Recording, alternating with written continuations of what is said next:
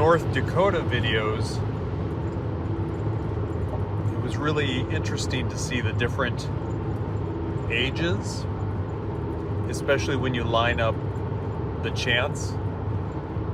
Like the little kids were really into it, and then it drops off for the middle schoolers, and by high school it's like you're really working to get them into it. Yeah.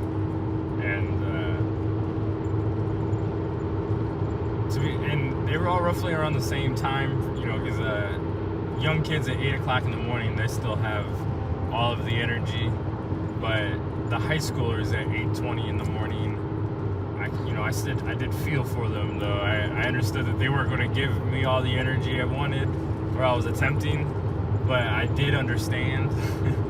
Whereas the fact that when I was looking back, the fact that I got so many even to grumble, kind of made me a little proud, taking into context the situation. And even more so, I tried the chant at the gala, and I was really trying to push it, asking for everyone to kind of participate, and it was just a different scenario, it was different acoustics, but it was definitely harder as the age went on, the less willingness to participate or to engage in that way. But even at the high school one, it was very cool to see that by the end of the workshop, it was always kind of hard to get them to come out of their shell, but I was always getting someone to smile, or they would come up and draw, or everybody was participating in their idea in the comic. So it was definitely interesting to see. It was like directly in high school. Once I was in high school, I was moving uphill. But when it was in the elementary school / middle school, the day went by so fast because it was like always this high energy, like this downhill energy. But for sure, the different energies was obvious, and I see it even. I did a workshop in New Lenox, Illinois, and it was mostly high schoolers, and they were also in that same. They were artist high schoolers though, so a little bit more secluded and cut off to themselves. So the fact that I got them to participate at all, I felt very proud of. But even at the end of the workshop there, by the time I got the unicycle out, everyone was smiling, laughing, drawing a unicycle and juggling axolotl. So it is very cool to see the progression of like their engagement in the workshop depending on the age.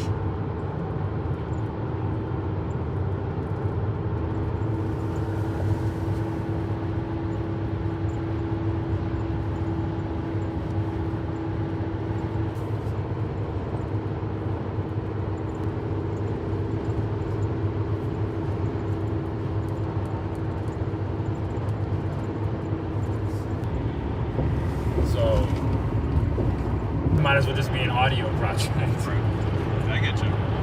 That makes sense. Which I'm trying to prod Chet along to become into the audio project side, but mostly because we're interested in the music. All of my creative efforts into this comic, I've been listening to Walt Disney's biography. I've been reading about all of the painters. I've been restudying my anatomy. So I'm doing like all of the creative tools I can. I'm investing into this upcoming workshop comic.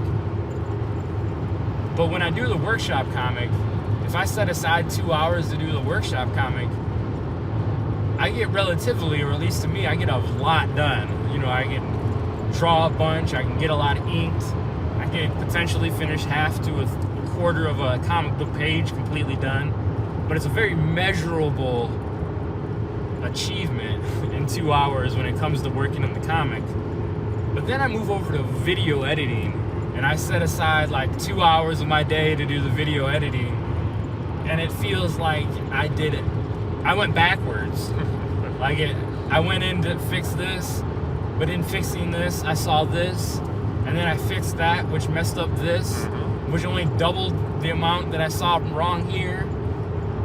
And then I delete all of that and start over, and then so forth. Or then in the process of doing that, the computer freezes, and then you have to restart that. But then when restarting that, you have to answer an email.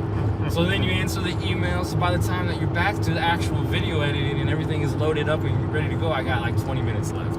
So that is the biggest frustration, is that I'm a stickler when it comes to schedule and time and marking what I get done. And with video editing, it's like I have no idea how much I'm getting done. I'm just going into it blind. It's like, and then I get done and I can never judge how much further I have on the video. I don't know. So then I do that for a week, and then Chet asks me, how much further are you on the video? And I don't know. And then that gets, so it's like that interest, that it builds upon the interest of time. And I think that's just the frustrating part, but it's also the fun part of learning anything, is you gotta push buttons, see what happens, and then the little bit of conceit that you had, you thought you knew, is gone. So then you gotta re-expand and flex that. So it's definitely a fun process, and something, because I love filmography and directing in general. I've always dug it as an art form. And Martin Scorsese, and like watching how he does his angles, and I've always loved that side of things, like checking the lighting, checking the way that the camera pans out left and right. So I've always dug into it and explored it mentally, but never with the hands on. So it's that love-hate, where it's definitely something I want to do, but man, I wish it just did what I was thinking and not what I wanted to do. Which is one of those things why the more I do this, I'm like not afraid of AI at all. Like, you can do an AI video, but I've never seen an AI video that doesn't look like an AI video. So and seeing the nuances and the personal touches that you could put on it, and changing the color in just one frame of 20,000 frames, and all of that, and all the detail, there's no way that an AI could do what I want it to do particularly. I would always have to settle for whatever the AI can do. So that's why I'm never really afraid of it, because it's never going to be able to do the creative expression that I'm trying to get to at the end of the day. It's always just going to do the math equation of, cut up these, say these words, boom. So yeah, the more that's another cool thing, is the more I do it, the more less afraid I'm of AI. Just in the sense of, there's so much AI already in Photo Premiere. It's cleaning up your audio, it's cleaning up your video, it's allowing you to cut right where you want it to cut within milliseconds of it, and lining it up automatically for the other milliseconds. There's so much robots going on in there that, like, if you can't make these robots work, you're never going to be able to make an actual breathing, so to speak, robot work. So it is very cool in that way, where it does feel like you have an army of robots behind you when you open up Photo Premiere. But I will say, that's only because I know what's going on. When I first opened it up and I saw the 4 different frames, windows, and all of those frames each had their own individual buttons, I immediately closed my laptop and I was like, there's no way I'm going to be able to. But now that I can open it up and I understand what I'm seeing, it's a big difference. So it is really revolutionary in creative output. But I've only done 2 videos, so no, 1 and 3/4 potentially. If I did that, then I would be spending more time in this video. Yeah. Because then I would. So heavy fruit diet, protein shakes. Is that what this is? Yeah, it's like a probiotic protein shake, so like all the correct digestive minerals that you need, and all of the different vitamins,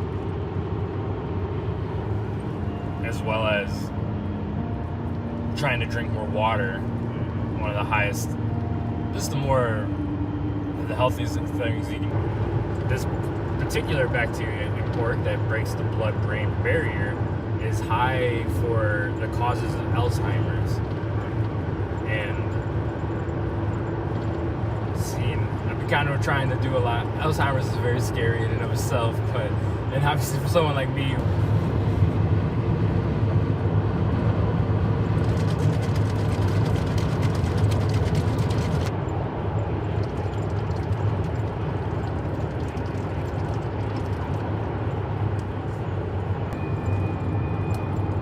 So how did the Pokemon three-pointer and slam dunk come up? The crowd. Yeah. Simple as that. They just started chanting. When I was on my unicycle, I was juggling the Pikachu on the unicycle, and I did a layup. They started saying shoot the unicycle, shoot it while I was on it, so I did a layup. And on the unicycle, so they loved that, and they kept chanting shoot the three, shoot the three. And there was a bunch of kids drawing because I had some participating. So while that was all done and we kind of got through the chant, in my head I was like, all right, I'm gonna launch it from the 3 and see what happens. And I picked it up. I went up to it, and I couldn't have planned it any better. I don't know how. Maybe it was just the old basketball subconscious got in there. But yeah, it went in nothing but net the first shot, and the kids erupted. They just erupted. So it was definitely a peak experience there as well, where just everything kind of falling together in this synchronicity that wasn't planned. It was kind of spontaneous and improvised. And when that happens, it just felt so ecstatic. All the kids were feeding off of that energy. I ran into the stands. I gave everybody high fives. So it was one of those things, and that's one of the cool things about the workshops and programs in general, is when these moments of spontaneity occur, it almost feels pre-planned, but they're not, and it gives them a little bit more of a magic. So it's always fun to see little things like that happen. And, of course, to be a part of them, to be a source of them, it's always very grateful. I'm always very grateful for it.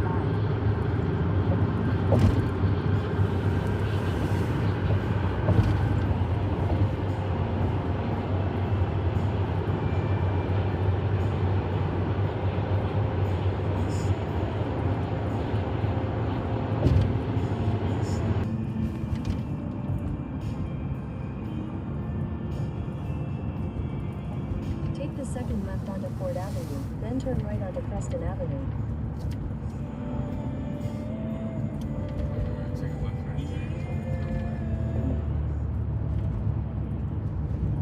In 600 feet, turn left onto Ludlow Avenue. Turn left onto Ludlow Avenue, then turn right onto Preston Avenue.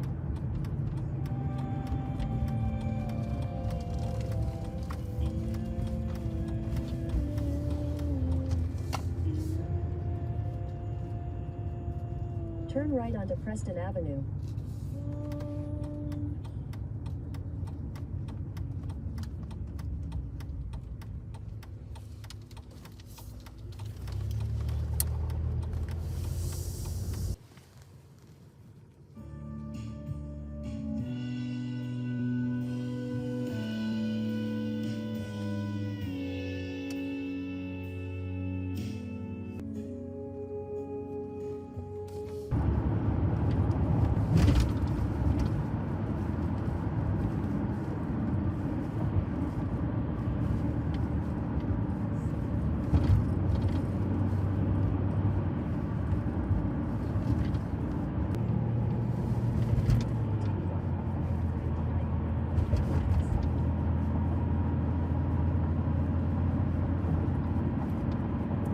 They took us to another 560 Carl Avenue, Hoffman Estates in the town.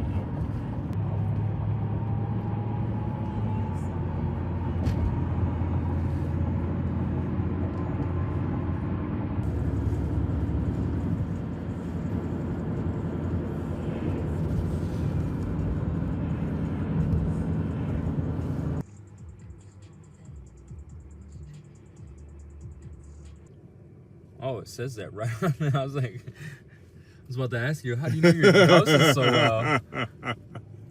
I am good. But I was in Mexico during the time, and the guy, my buddy, who I was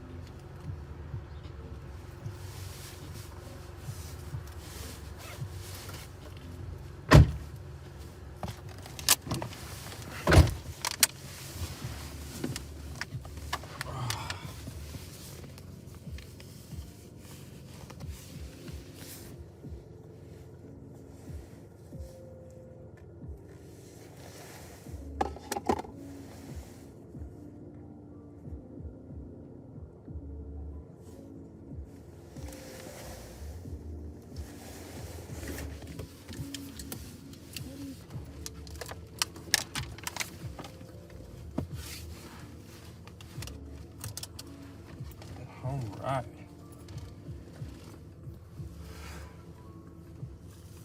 Maybe my fastest breakdown time yet.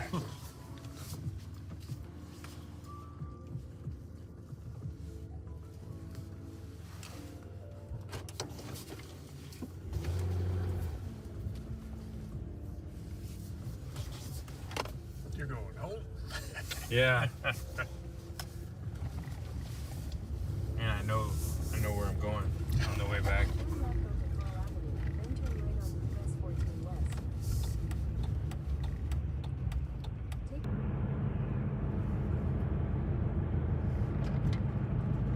Pizza, feel your face. I mean, it wouldn't surprise me.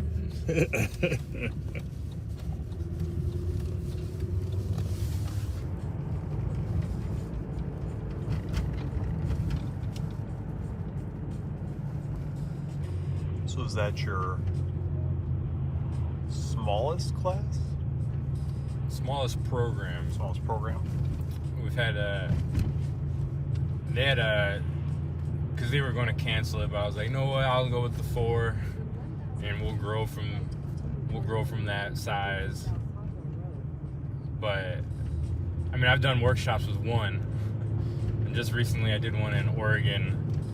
It was a two sign up workshop, and it's also kind of the learning curve of always the show must go on type of thing, no matter who shows up, how they're acting, or how many, how few, how whatever. Just kind of get in the mindset of, all right, I'll continue, put on the best performance you can still. But with the programs, it's a little bit easier because you kind of know the kids and you know their sensibilities and you know what they may like to draw or what can get them to click. So you can kind of pull those out a little bit and just kind of get them to do some art. And like with this one, with the dry erase boards, there's a pretty talented group for that age. And they all took to the dry erase boards pretty well. Like they were all able to feel confident. Because with the dry erase, you can't sketch it out as much as you like to with the pencil, and it can shake your creative confidence. And with them, they were all on board with it. They were willing to draw their own characters. They didn't care if it was someone was watching. So sometimes with the smaller groups, it's beneficial that way.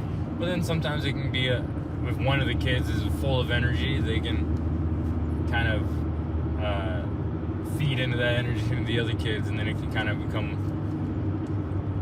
recess. Very quickly, I guess, with the smaller groups, they can get recess, but this one's a very good artsy-based group.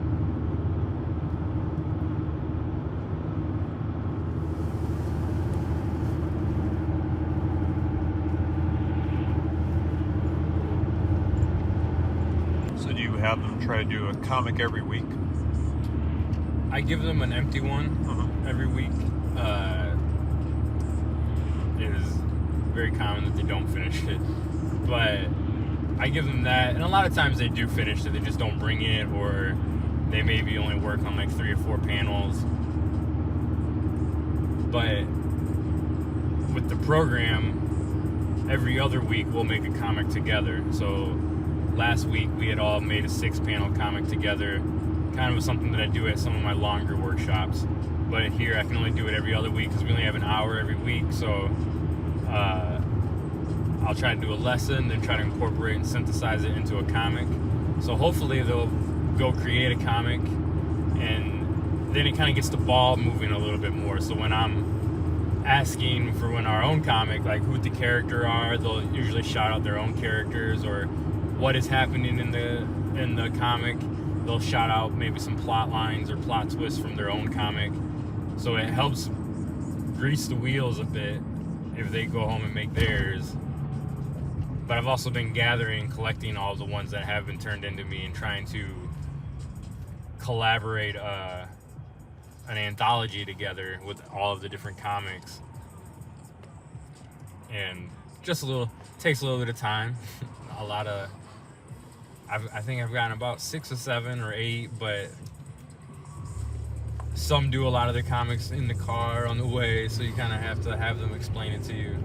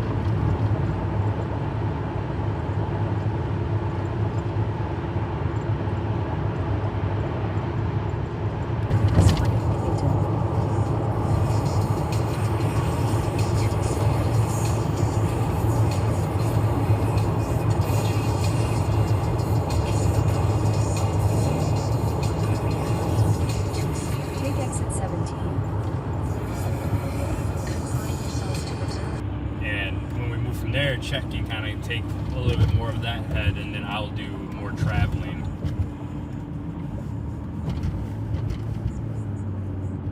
But a lot of that is getting through this summer and seeing how the stamina is and how we're all doing. Because I got Virginia, West Virginia, a bunch of Iowa, and then Indiana, all over. So the summer is going to be kind of just getting through it, seeing how we're doing, and adjusting and making the corrections where needed. But ideally, the performances and the events get bigger at larger institutions, because we also want to reach out to the colleges and start doing the seminar, the 10 things I learned from successfully selling my art or participating in art like that. But I have big confidence in that being effective at colleges, and so that would be another aim, which would make the schedule even crazier. Yeah, I have a few of them. That's why maybe you gave me the idea.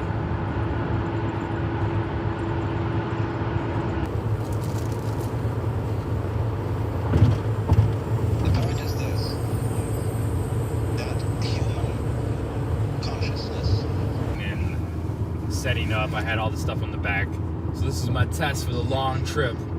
And I was terribly lonely. Whereas I'm someone who can be by themselves for a long time and do art and read. But when you're on the road trip, you're not necessarily in your space doing art. You're not in your nook reading. You know, you're doing stuff, or you're looking at the fire, you're collecting wood, and the whole time I'm just by myself. And all I could think about was like, man, if I could just have somebody to talk to, someone on the other side of the fire or anything like that. And it was an enlightening moment to be like, you know what, maybe road trips are best because I went with them, with other people. So I learned that on the road trip, and then on the way back, right outside at Hillcrest, so like, you know, basically home. When you compare it to Kentucky, the motorcycle breaks down. And it breaks down, I gotta pull over, and I have to wait for my stepdad to come pick me up, and it's been broken ever since. So it was my journey, so it's like I still have the motorcycle guy energy in me. So whenever I see motorcyclists, I still have the bug, and I want to get it fixed so bad, but I kind of have to modify my adventure vision.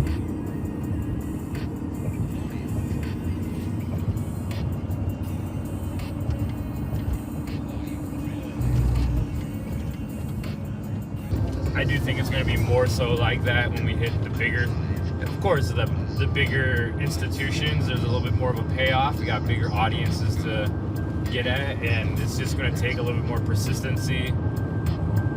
You know, knock on their door every 3 months, but at the same time, we're building up our own resume. Our website looks completely different.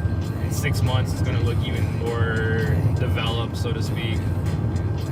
And I do think it's all of that with just there has to be like, and it is goofy, and it is why you almost have to say it with a smile, but there has to be like this ridiculous faith in self, like there's just self-confidence, and it's gonna get broken. So like, again, I had my self-confidence broken like a couple days ago. Like, you get the workshops get canceled, or something doesn't happen like you think it does. But I do think it just takes that, you know, if you're here for a reason, and you're doing it for a reason, and you truly believe in it, you're going to go knock on that door in Chicago a couple times. They're going to say no and probably raise an eyebrow.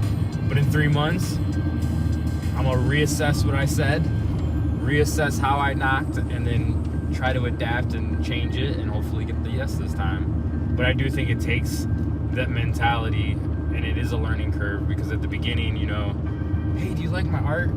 I don't think so. You're like, oh my gosh, it's so much me in it though. And it was so easy to get so personally attached to the responses. But I've gotten so kind of not immune to it by any means, but learned to the system of, you're gonna get some yeses, you're gonna get some no's, and you gotta turn the no's into yeses. You can't just walk away from them. And then rinse and repeat, and then rinse and repeat. Because the schedule ends when the schedule ends. You gotta go get new ones. You gotta go convince new people. You gotta crack into a different area that you weren't before.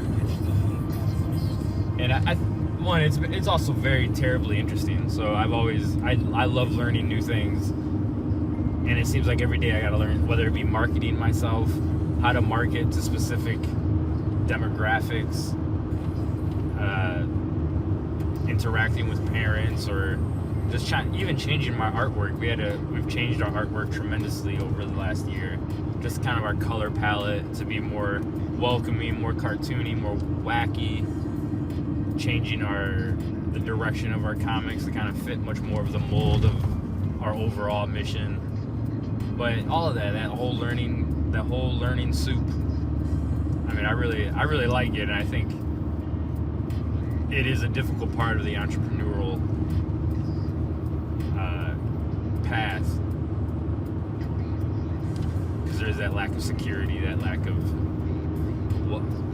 the lack of knowing what your action is going to get. Because sometimes you may put in a lot of work, put in a lot of time into something, and then they don't respond in a proper way, or an ideal way, or you don't get the workshop. So it is always that back and forth.